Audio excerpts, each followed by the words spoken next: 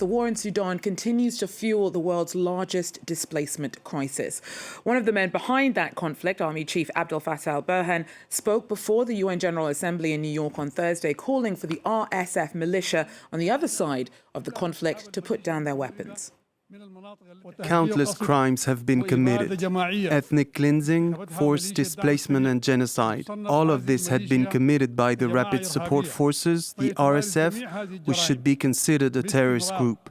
This militia is continuing to perpetrate crimes, and it is most unfortunate that it is receiving the support of some states in the region. And yet, Burhan's forces and those of RSF leader Mohamed Hamdan Daglo have been accused of horrific abuse of civilians and have prevented the distribution of aid to those who desperately need it, triggering a devastating famine in parts of the country.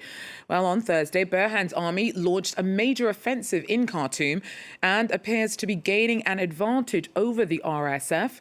As always, though, civilians are caught amidst the violence. Our regional correspondent tells us more. For the past couple months, Khartoum had been relatively quiet. A few mortar shells fired every day, but no heavy fighting. So Khartoum residents were quite shocked to hear many explosions at around 4 in the morning this Thursday. The Sudanese military was using artillery and planes to bomb Khartoum.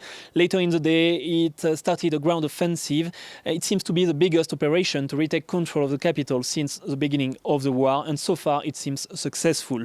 According to civilians living around the capital, the military has retaken control of 3 very important bridges linking the capital, Khartoum, to the neighboring cities of Bari and Omdurman.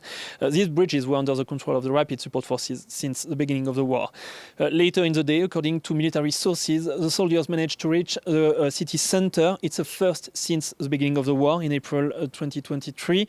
So how do we explain this success? There are 2 main reasons, apparently. According to military sources, the Sudanese army has been working on this operation for months.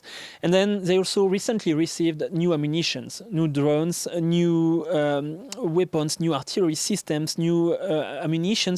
So it seems to be very effective in the battle for Khartoum. Later in the day, the Rapid Support Forces published several videos on social networks claiming that it's still in full control of the capital, but it's not true according to several residents still living in Khartoum. So now the question is, will the military be able to push back the Rapid Support Forces outside of Khartoum? It's too early to say, but the Rapid Support Forces has been in control of Khartoum since the beginning of the war. Bastien Renouil there for us.